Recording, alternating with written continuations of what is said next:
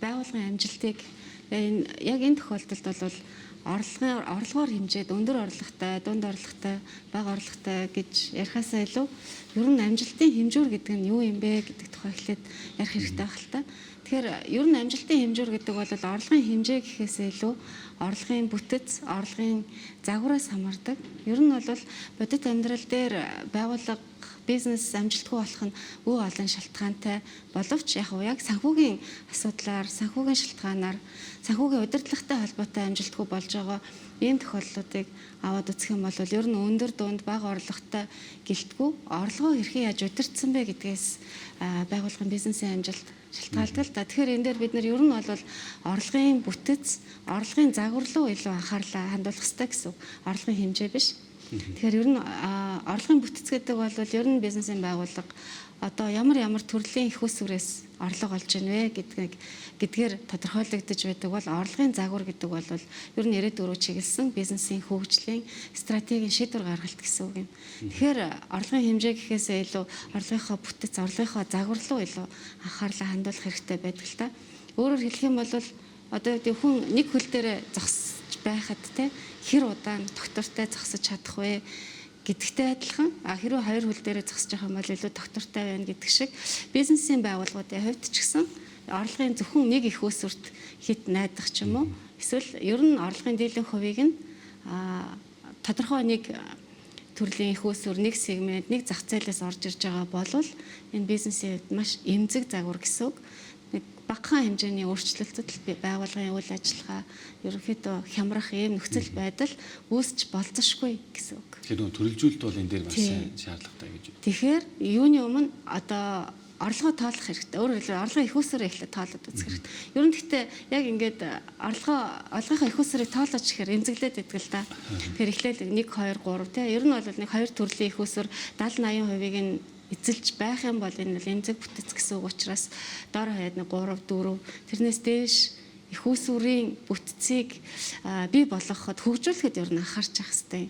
Өөрөөр хэлбэл одоо 60 70 80 одоо юу гэдэг одоо энэ хэвлэл мэдээллийн байгууллага те олон нийтийн хэвлэл мэдээллийн байгууллага байлаа гэж бодоход 70-80% зөвхөн зар сурталчилгааны орлогоос олж байвал энэ бол маш эмзэг бөгөөд эрсдэлтэй байна гэсэн үг аж тархан. Тэгэхээр ер нь бол орлогын төрөлжүүлэх, олон их усрээс орлогоо олох ийм загварыг ирээдүгээр ер нь загварчлахад л илүү анхаарлаа хандуулах хэрэгтэй гэсэн. Ер нь бол санхүүгийн менежер үүнийг л хийж явах хэрэгтэй л да.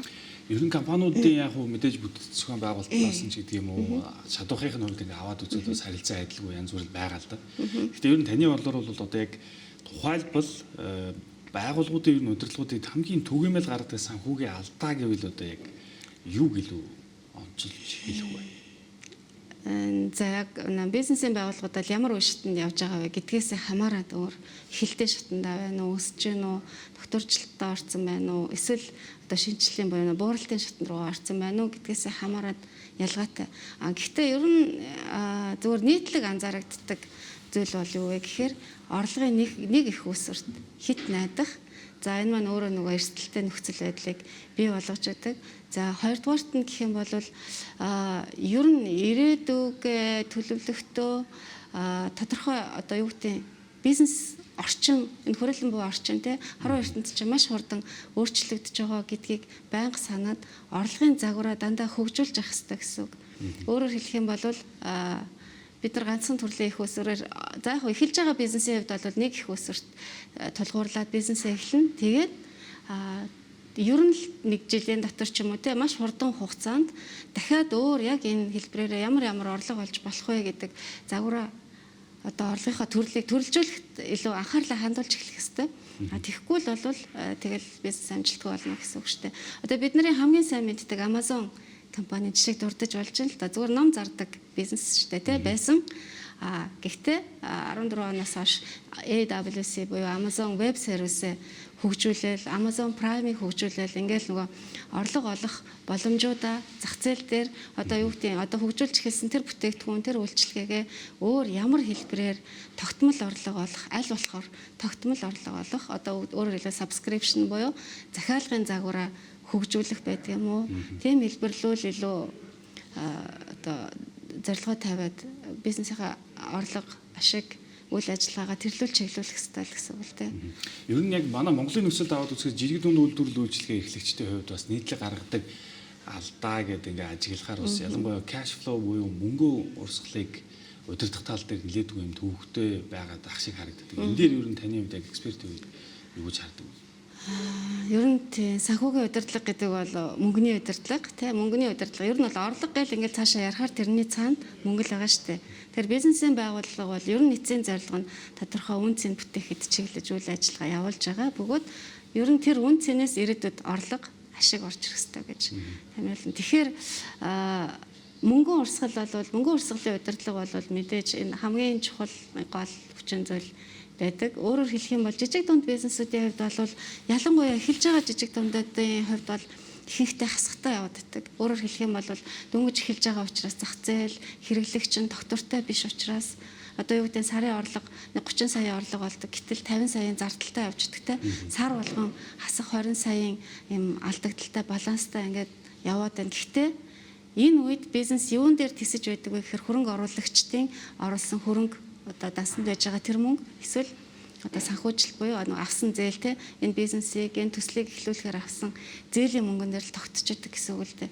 Тэгэхээр жишээлх юм бол одоо сарын хасах 20 саяын алдагдaltaй ингээ яваад байхад дансанд чи хэдэн төгрөг байна вэ? Энэ 20 саяын алдагдлыг хэдэн сар цаашаа тэсвэрлэх вэ гэдгийгээ тооцоолоод энэ хугацаанд л амжиж одоо зах зээлээ бизнесээ одоо хөл дээр нь босгоход анхаарах хэрэгтэй. Хэрвээ тэгж чадахгүй бол тэгэл амжилтгүй болно гэсэн үг л дээ. Ер нь тэгээд ихэнхдээ жижиг дунд бизнесүүдийн судалгаанаас харахад 70-80% орчим нь дандаа яг иймэрхүү асуудлаар санхүүжилт авчдаг, хөрөнгө оруулалт татчихдаг. Тэр хөрөнгөө их хвчлэн одоо үйл хөдлөх хөрөнгө юм уу, бит хөрөнгөнд оруулцдаг. Эргэлтийн хөрөнгөний дутагдалд орчдөг гэсэн. Өөрөөр хэлбэл ажлын капиталын хомсдол буюу мөнгө урсгалын дутагдалд ордог гэсэн. Нөгөөдгөөс яг ашиг бол мөнгө урсгал хоёрын ялгааг бас нэг бас ялгаж салгаж аягүй сайн ойлгохгүй тухайлбал удирдлагууд маань энэ дээр бас жоохон шийдвэр гаргах та алдаа гаргаад байна гэсэн нэг үнцэг бас харагддаг. Ашиг бол баланс дээр байж байгаа тоо. Өнөөдөр нэг 100 саяын хилцэл хийчлээд үйлчлэгээ үзүүлэхээр гэрээ ичлээ гэж бодоход 100 сая орлого болоод баланс дээр харагдана. Гэхдээ энэ мөнгө орж ирээгүй байгаа л гэсэн. Ер нь бол нөө бизнесийн үйл ажиллагааны циклд эхлээд зардлууд нь гараад араас нь орлого орж ирдэг те. Өөрөөр хэлэх юм бол заах урьдчилгаа орж ирлээ. Дахиад үлдсэн мөнгө нь 30 хоногийн дараа, 60 хоногийн дараа ч юм уу 90 хоногийн дараа орж ирнэ гэсэн. Тэгэхээр тэр баланс дээр бүртгэгдсэн байгаа мөнгө, орлого тэрнээс тооцож гаргасан одоо төлөвлөж байгаа тэр ашиг чинь ер нь халаасанд чинь байгаа буюу дансанд чинь байгаа мөнгө биш гэсэн үг юм а. Тэгэхээр яг дансанд чинь халаасанд чинь байт юм уу? Яг өнөөдөр бодтойгоор хэдэн төгрөг орж ийнэ, гарж ийнэ гэдэг бол мөнгө урсгал тэгээд ер нь санхүүгийн шийдвэр гаргалтууд бол дандаа мөнгөн урсгал дээр суйрлаж хийгдэх ёстой байдаг. Өөрөөр хэлэх юм бол тайлан дээр биш. Тайлан гэдэг маань өнгөрсөн хугацааны үзүүлэлтүүдийг бүртгээд мэдээж хэмжээд гаргах ёстой.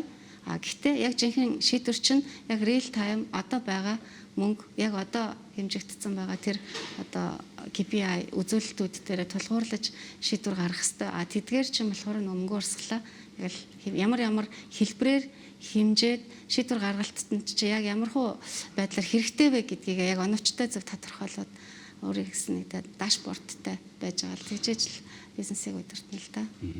Тэр төгсгөл нь бас нэг зүйлийг тодруулахад ер нь таны зүгээс яг экспертийн үднээс стартап эрхэлж байгаа болон ер нь жижиг дунд үйлдвэрлэл үйлчилгээ бизнес эрхэлж байгаа хүмүүст хаанч нэг чанартай 3 юм дээр анхаарах хэрэгтэй гэдэг үнцгийг хэлвэл ямар 3 зүйлийг хэлэх бол. Ер нь санхүүгийн удирдлага, санхүүгийн сахилга батын тухай ярьж байна те. Тэгэхээр уламжлалт ёсороо бол санхүүгийн сахилга бат гэхээр хэмнэх, хянах болон хэмнэх тухай яригддаг. Тэгэхээр яг стартап бизнесүүдийн хувьд бол хянах, хэмнэх гэхээсээ илүү эхний үедээ бол одоо хянах гэхээсээ илүү мөнгө урсгалаа зөв удирдах хэрэгтэй. Хизээ ямар зарлага гарах вэ гэдгийг болж л өгвөл урдчил тооцоолж төлөвлөж зарцуулалтаа хийх хэрэгтэй. Ягаад гэхээр стартапуудын хувьд бол орлого бол маш тогтворгүй байдаг учраас энийг анхаарах хэрэгтэй. Тэгээ аль болохоор үн цэн бүтээхэд анхаарах хэрэгтэй болж таардаг. Тийм учраас үн цэн гэдэг маань тэрнээс л ирээдүйд орлого орж ирнэ гэсэн үг шүү дээ. Нэр хүнд гэдэг юм уу? Зах зээл дээр танигдах хэрэглэгчдэд одоо урт хугацааныхаа хамтын ажиллагааны эхлэлийг тавихын тулд хэрэглэгчтэй нэг удаагийн биш аль болохоор цаашид доктортой урт хугацаанд танахаас худалдаа авалт хийх, танахаар үйлчлүүлэх, энэ нөхцөл байдлыг хангах ийм л одоо зарилтуудыг тавьж ажиллах хэрэгтэй байх та. Өөрөөр хэлэх юм бол нэг удаагийн биш, байнгын тогтвортой орлогын их усүрэл бий болох бол хамгийн чухал. Нэг удаагийн их орлого биш, тогтвортой байнгын ийм орлого. Нөгөө төгөөс орлогын их усүрүүдийг маш сайн төрөлжүүлэх, орж иж байгаа сувгуудыг бас нэмэх гэдэг нь өөрөө зайлшгүй шаардлага байна гэж үг л та харж байна. Нэмээд нэг зүйл тодорхой. Ер нь санхүүгийн сахилга бат гэдгийг та бас нэг үзэж байгаа хүмүүс ер нь яг юу хэлээд байгаа гэдгийг товчхон тайлбарлаад байна. За тийм түрүүнд урдсанчлан ер нь бол санхүүгийн сахилга бат гэдэг бол хянах хэмнэх тухай биш юм. Хянах биш юм. Өөрөөр хэлэх юм бол хөрөнгө оруулалтыг оновчлох. Одоо өөрөөр хэлбэл зарлага багасгах тухай асуудал биш юм. Хөрөнгө оруулалтыг оновчлох. Хөрөнгө оруулалт гэдэг маань тэр нь ирээдүйд ашиг орлого авчрах тийм одоо бит болон бит бус үн цэнийг бий болгож байгаа хэлбэр гэсэн үг юм. За хоёрдугаарт нь ер нь бол хяналт гэдгийн цаана ер нь мөнгө урсгалаа удирдах тухай л асуудал орчин үед бол яригддаг болсон. За тэгээд өнгөрсөн үеийн үзүүлэлтүүд дээр тулгуурлана гэхээсээ илүү ирээдүг загварчлах, ирээдүгөө л аль болохоор төсөвлөж, тооцоолж, төлөвлөж удирдах хэрэгтэй хэрэг болж таарж байгаа. Тэхийн тулд миний нөгөө яриад байгаа орлогч нь хэрвээ дандаа бүгдээрээ нэг удаагийн бүгдээрээ гинтийн юм байгаад байгаа юм бол төлөвлөх боломж маш бага, маш өндөр эрсдэлтэй гэсэн үг. Тэгэхээр тогтворжуулах хэрэгтэй болж байна. За танд урилга хүлээн авч хүрэлцэн ирж ярилцсанд баярлалаа.